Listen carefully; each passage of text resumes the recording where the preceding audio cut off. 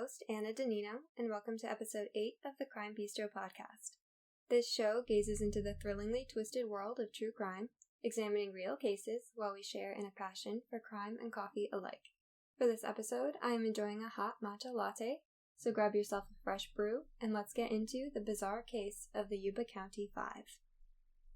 On February 24th of 1978, 5 young men of ages ranging from 24 to 32 years old were driving back from a basketball game at California State University when they, for reasons unknown, drove up a mountain into the wilderness of the Plumas National Forest and were never seen alive again. This case has famously been referred to as the American Diablo Pass incident, and it does share some eerie characteristics with that case. This incident as well remains unsolved, and its overwhelming number of suspicious details and loose ends likely mean we will never get a solid answer, though there are a great number of theories as to what really happened to the men on that night.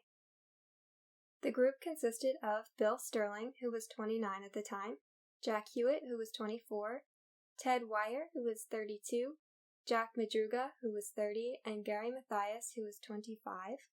They all became friends through Gateway, a group for those with mild intellectual disabilities, brain injuries, and/or mental illnesses. While they all struggled with mental disabilities or mental illnesses, they were all considered high-functioning individuals. And the 5 all shared in a passion for basketball, and they played together on a team with Gateway, known as the Gateway Gators, and were known to attend games together. They were a very close group and were even lovingly referred to by their parents as the Boys. At the time, the group all lived with their parents, and they resided in and around Yuba County, California. Of the group, Gary had the most severe mental health troubles. He was under active drug treatment for schizophrenia and had previously been diagnosed with psychotic depression, but the psychotic depression hadn't surfaced in over 2 years. Police records have revealed that he had become violent on occasion and had been charged with assault on 2 different accounts. After returning from his service in the army in Germany, he was known to refuse taking his medications, and that was when his psychotic depression really took hold and he would receive treatment from a VA hospital. He left the army as the result of a psychiatric discharge in 1973 to receive treatments for those issues as well as some drug use problems. At the time that they went missing, Gary was an assistant in his stepfather's gardening business, and he was considered by his physicians to be, quote, one of our sterling success cases, end quote. Jack Madruga had a low IQ, but hadn't been diagnosed as mentally disabled, and both him and Gary had served in the U.S. Army and had driver's licenses. He was a high school graduate, and in 1977 he had been laid off from his job as a busboy for Sunsweet Growers. It is thought that he suffered from undiagnosed learning disabilities. Ted Weir had for a while been working as a janitor and as a snack bar cashier, but his family had urged him to quit as they were concerned his slowness was causing problems at work. He was considered to be a slow learner with some intellectual challenges, and he was known for being very friendly, someone who would always wave at strangers even if they didn't wave back to him. And he was known for calling Bill Sterling to read him funny newspaper articles or even funny names that he had found in the phone book. Jack Hewitt was known as a sort of loving shadow to Weir, and the two were regarded as best friends, and he looked after Hewitt in a protective manner, even dialing the phone for him when Hewitt needed to make a call. Hewitt had a recognizable side droop on his head, and he had been diagnosed with mild learning disabilities. Bill Sterling was known for being deeply religious, and he was quite close with the rest of the group. Him and Jack Madruga were best friends, and he, like the rest of his friends, lived with his parents at the time that he disappeared. On the night of Friday, February 24th, 1978, the men all got into Jack Madruga's car and drove the 50 miles from Yuba to Chico to attend a college basketball game. The game ended at around 10 p.m. that night, and they got back into Jack's car to start the drive back. On their way home to Yuba County, they decided to stop at a Bears Market to buy some snacks, which was only about 3 blocks away from the university. At this time, they had all piled into Jack Madruga's Mercury Montenegro and started heading south, and this gas station would be the last time any of them were seen alive. The day after this, they had a scheduled basketball game through Gateway. This was going to be part of a tournament where the winner would receive a paid week-long trip to Los Angeles, and the men were really excited about this and really wanted to win. This week-long tournament was being sponsored by the Special Olympics, They had all expressed being super excited for the game, and Ted Weir had even asked his mother to wash his new sneakers for the game, saying, quote, "We've got a big game Saturday. Don't you let me oversleep," end quote. Their excitement for this game the next day was part of the reason their families became concerned so quickly, and the police were alerted that the 5 men were missing the very next morning. As mentioned, the men all lived with their parents due to their special needs, so they were immediately noticed to be missing, and their parents were convinced that something terrible had happened, considering it was widely outside of their normal behavior to not return home after a group trip. 4 days later, on Tuesday, February 28th, a park ranger working in the Plumas National Forest reported an abandoned car that matched the description of Jack's, a turquoise and white 1969 Mercury Montenegro. The car was in the snow on an unpaved road, and even more strange, the car was found about 2.5 hours in the opposite direction from the boys' route home, and was instead in the Plumas National Forest, and they had driven up into the mountains to about 4,500 feet of elevation. According to what I was able to find in my research, only Bill Sterling had been to the area before on a fishing trip with his father, but he did not enjoy it and opted out of future trips to the area. Jack Madruga also reportedly hated the cold, and the group were only wearing light jackets on that night, and the only one of them who enjoyed the outdoors or camping was Gary, who would occasionally go on overnight trips. The rest of the group spent their time primarily indoors. These details all added to the confusion of both law enforcement and the families as to the location of the vehicle when it was found. The men were not in the car when it was found, the vehicle was unlocked, and the keys were also nowhere to be found. However, when police went to hotwire the car, it did start up without any trouble. This made it very perplexing as to why the men had seemingly abandoned the car. While the tires had clearly spun, the car did not appear stuck, and the gas tank was still a quarter full.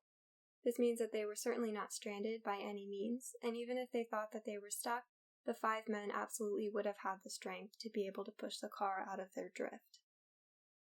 On top of this, there were 4 maps neatly folded in the glove compartment, including one of California, suggesting it is highly unlikely that they had somehow gotten lost. Additionally, the car's underside had sustained barely any damage despite the roughness of the mountain road they were on, not to mention the intense darkness of the area at night. Police noted this as especially odd and have been quoted saying, quote, "The driver had either used astonishing care and precision, the investigators figured, or else he knew the road well enough to anticipate every rut," end quote. On the surface, it is easy to consider the men's intellectual disabilities to try and explain why they had driven up this mountain, and why they had left their fully functioning car. However, they had often made trips such as this and were well aware of travel procedures, so it is in no way an answer as simple as that. This sentiment leads into the theory that the families have put forth that foul play was somehow involved, which we will discuss further later on in this episode. Jack Madruga's mother has even been quoted saying, quote, "They wouldn't have fled off into the woods like a bunch of quail. We know good and well that somebody made them do it. We can't visualize someone getting the upper hand on those 5 men, but we know it must have been," end quote. There was one witness who came forward after the details of the investigation had been released to the public, and his name was Joseph Scones. Scones shared with police that he had been on the same road as the men that night. He had taken a drive up there to check out the skiing conditions at a lodge that he owned. The most widely accepted version of Scones' story is that he somehow became stuck in the snow, and that as he was working to dislodge his car, he suffered a heart attack at about 5:30 p.m. This heart attack was later confirmed by doctors. Unable to do much of anything else, he returned to his car, turned on the heat and the lights, and stayed in place for a while. About 6 hours later, a car pulled up behind his, and he reported that 6 people got out of the car, saying that one of them appeared to be a woman holding a baby, and according to him, this was at around 11 or 12 at night. Scones went out and called for help, but the car's lights went out and the road went dark. A little while later, he reported seeing flashlight beams and once again called for help. According to certain accounts, the flashlight beams were spotted by Scones up to a few hours after he initially saw the car, and after a few tries of calling out for help, the lights went out. Scones ran out of gas and realized that his only choice was to walk, so he trudged the 8 miles down the mountain, noticing Jack's car as he passed, which was empty. Note that Scones also told another version of this story, where at about 11:30, 2 sets of headlights pulled up behind him, a car and a pickup truck. He claimed these vehicles stopped about 20 feet from him, and that the passengers all left together in one vehicle. He also said that he exited his car in order to call out for help, but no one responded to him. Based on these multiple conflicting accounts, it is hard to trust the words of Joseph Scones, and it has absolutely brought some suspicion to him in terms of some possible involvement in foul play. However, keep in mind that he had suffered a confirmed heart attack, so that could have been a traumatic enough event to have an impact on his perception and memory from the night. There was another witness, a female store owner, who did report seeing 5 men in a red pickup truck on Saturday and Sunday after the group went missing. The group came in the store to buy food, and one of them made a phone call from a phone booth. It is still unconfirmed who this group was, but it is interesting that this matches the story Scones gave where there was a pickup truck that the men got into on that night. She was considered a credible witness by police, but there wasn't anything to corroborate her story. There were a large number of tips that came in from people who thought they had seen the group, from places such as Ontario, Tampa, and Sacramento, but nothing was ever confirmed, and these people were all thought to be mistaken. Investigators even consulted psychics at one point, also to no avail, and the search teams were having a very difficult time navigating the snow, so they were forced to pause the search, left with no physical evidence. They searched the area for 5 days in total after the men went missing, until a severe blizzard moved into the area, which would have covered up any tracks they may have found, and it left about 9 inches of snow on the upper mountain. They decided that they would resume the search when the weather was appropriate to do so. It was extremely unsafe for the search teams, and on occasion some men even came close to being lost in the woods themselves. Months later, on June 4th, a small group of motorcyclists wandered into a deserted Forest Service trailer camp at the end of the road, reporting that they smelled something putrid and horrible. They also noticed a broken window on the service trailer as well. They immediately contacted Forest Services. This trailer was about 20 miles from where Jack's car had been found, and in the snow this would have been a grueling hike. However, somehow Ted Weir had ended up in the trailer. His body was taken for an autopsy, where it was determined that he had been alive for somewhere between 8 and 13 weeks after the night they all went missing, meaning that he was still alive and in the trailer while the initial searches were happening. It is unclear if this trailer ever came up in the search perimeter, but if not, it is understandable that investigators would neglect the possibility that Ted had wandered 20 miles in the snow without any proper hiking equipment. Interestingly, there was a snowcat that had driven up the road to the trailer on February 23rd, which left a packed path that the men could have followed. If this was the case, they could have seen it as a sign that they were not alone in the area, and that perhaps if they followed it, they would find someone if they were in need of help. This means it is also possible that if the snowcat had left a trail for the men to follow to the trailer, they had not yet been to the trailer while the initial search was happening. During his time in the trailer, Ted had grown a beard and had lost over 100 pounds off of his frame, only 120 pounds when he passed away. He was found with 8 bedsheets tightly secured around his body, so it is believed that there was someone else in the trailer with him at some point. His nickel ring, gold necklace, wallet with cash, and a gold watch were all found next to him. Oddly, none of the families recognized ever seeing him with this watch, nor any of the other group members. He was severely frostbitten, though there seemed to be plenty of materials that could have been used to start a fire around him, including playing cards, books, furniture, and heavy clothing. There was also a propane tank that could have been used to heat the space and cook food that was not touched. Yuba County Lieutenant Lance Ayers commented on this, saying, quote, "All they had to do was turn that gas on, and they'd have had gas to the trailer and heat," end quote. Even more puzzling than the situation with the propane tank, there was a storage shed outside the cabin with an entire year's supply of rations. 36 of the meals were missing, but there were dozens and dozens that were untouched, and there were also freeze-dried meals that had not been used.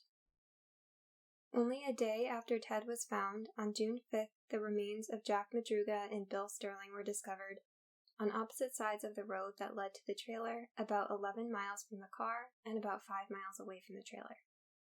Jack Madruga's remains had been disturbed by animals, and it was believed that his body was dragged at some point to a stream, likely also by wildlife. Bill was located in a wooded area by the road, however, his body was badly decomposed and consisted of only skeletal remains, which were spread over an area of about 50 feet. After these discoveries, law enforcement strongly encouraged the families to no longer participate in the searches in order to try and protect them from the scenes of further discoveries.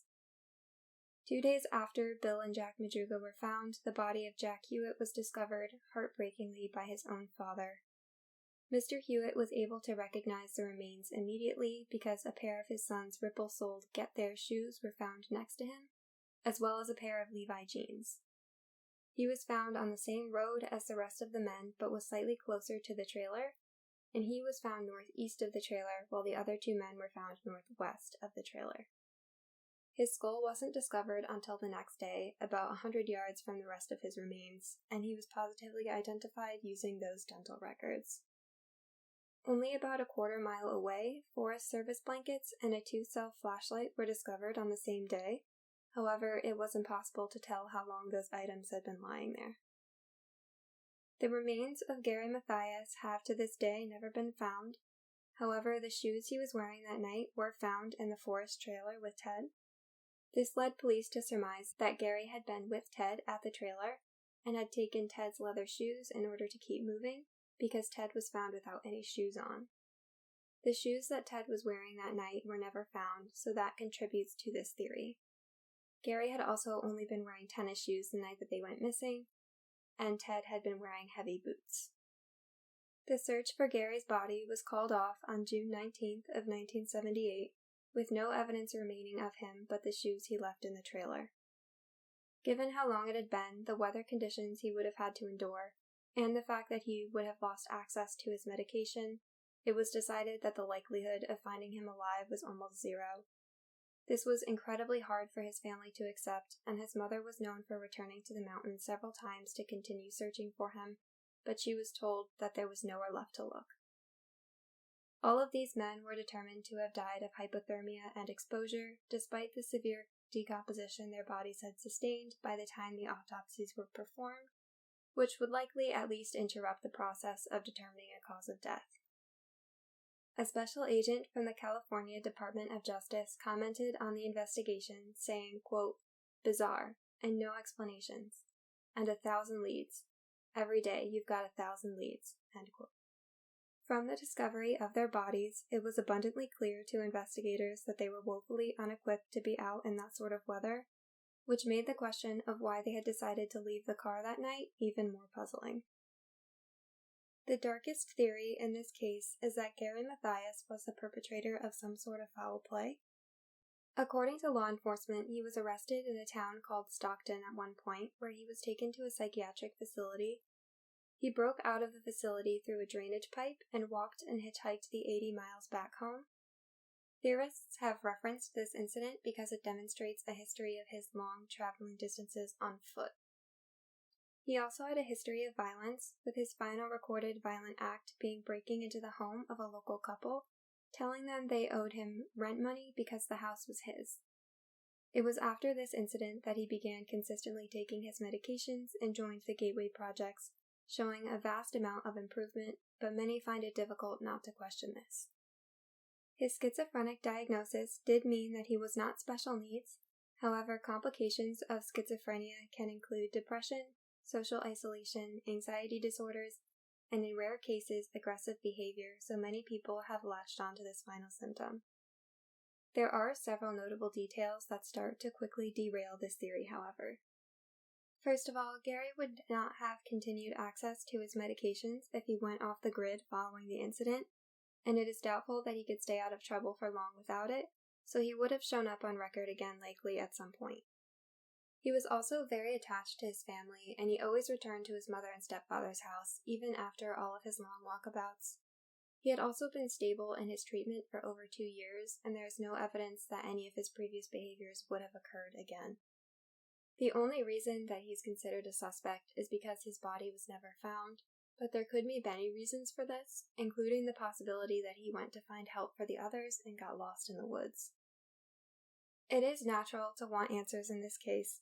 However, turning to immediately blame someone who had done extensive work to manage their illness and improve their behavior, as well as someone who had an amicable relationship with his friends, is not a fair way to approach this case.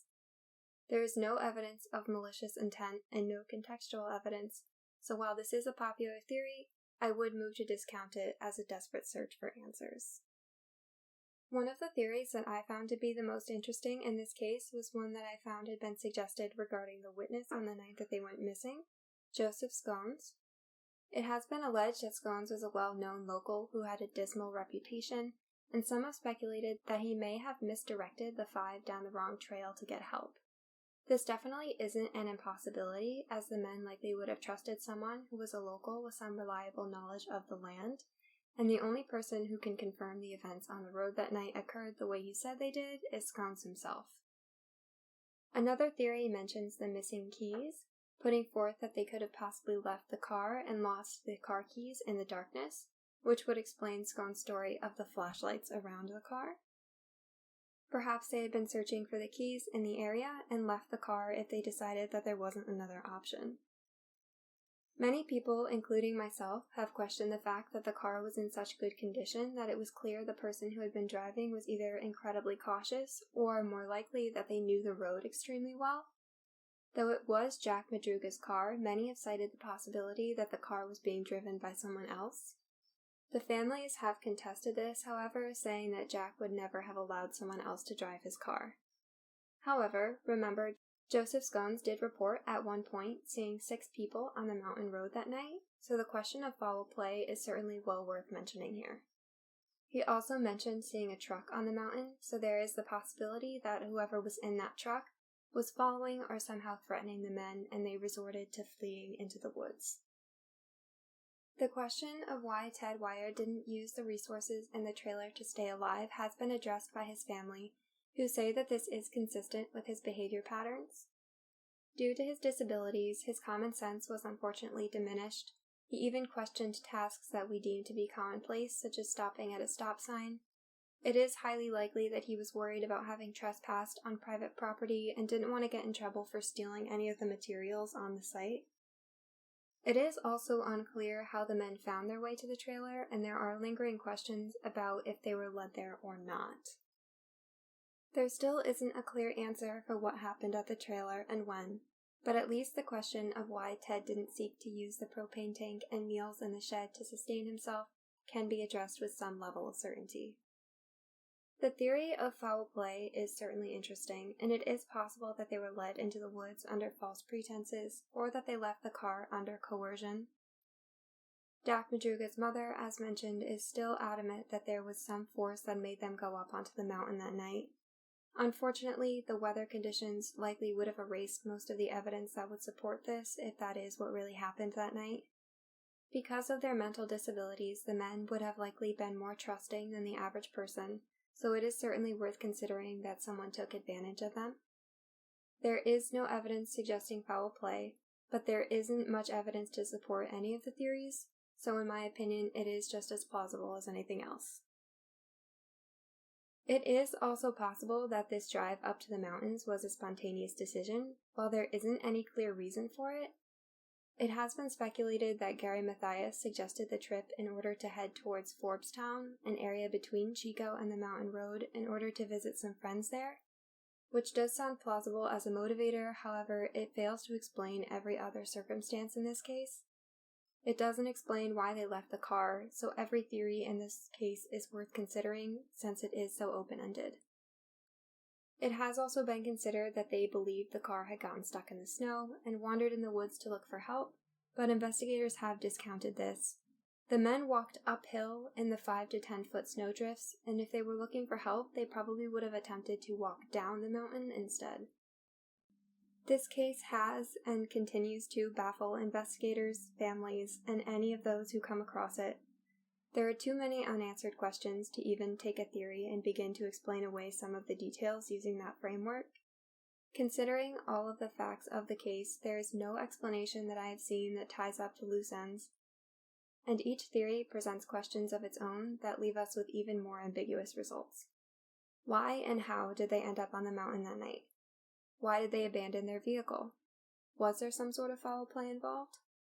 Likely, there will never be an answer in this case, and whether or not Gary's body is ever found, I don't believe that the answers lie with him. I also don't believe that the men's disabilities should be considered too heavily when surmising the details here. They were all high-functioning, and together their collective reasoning was likely quite rational. So overall, I have no answers to offer here, only more questions, but it is certainly fascinating to mull over all of the different theories as to what really happened. Thank you for listening to this week's episode of the Crime Bistro podcast, and if you're interested in learning more about this case, all of the source materials and show notes are listed at crimebistro.com. Also be sure to follow the podcast on Instagram for some behind-the-scenes looks at Crime Bistro Podcast, and visit the podcast on YouTube to leave a comment if you have a theory of your own to share. All that being said, that's going to bring this story to a close, so, as always, until next time.